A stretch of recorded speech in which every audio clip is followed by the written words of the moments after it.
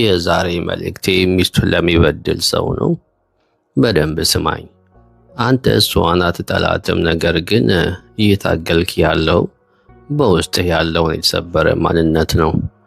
ዋጋውን ግን እየከፈለች ያለችው ባለቤትህ ናት።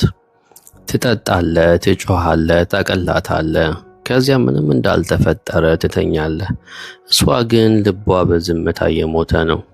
ወንድነት ማለት መቆጣጠር ይመስልሃል? ግን አይደለም። ቁጣህን፣ ቃላትህንና ድርጊትን መቆጣጠር ካልቻልክ ቤትን እየመራ ሳይሆን እየመረዝከው ነው። ማንም የማይነግርህ እውነት ልንገርህ። በጣም አደገኛ ወቅት እሷ የምታለቅስበት ጊዜ አይደለም፣ ማልቀስ ያቆመችበት ጊዜ እንጂ።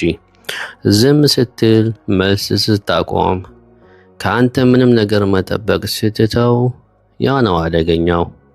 ወገኔ፣ ይህ ሰላም አይደለም፣ ይህ የፍቅር ሞት ነው።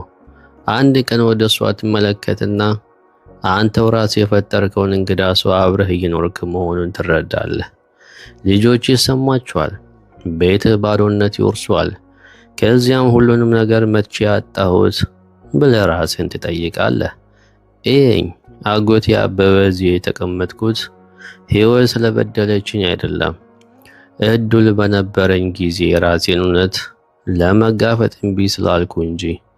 ወገኔ፣ ያ ሰው አንተ ከሆንክ ይህ ማስጠንቀቂያህ ነው። ነገ አይደለም፣ አንድ ቀን አይደለም፣ አሁኑ ነው። ምክንያቱም የተሰበረ ቤት የሚጀምረው እሷ ጥላ ስትሄድ አይደለም፣ ሕይወቷን አምና የሰጠችን ሰው ለመጉዳት በወሰንክበት ቅጽበት ነው እንጂ። ወገኔ፣ ተማር፣ ራስን አሻሽል፣ ቤትህን ምራ።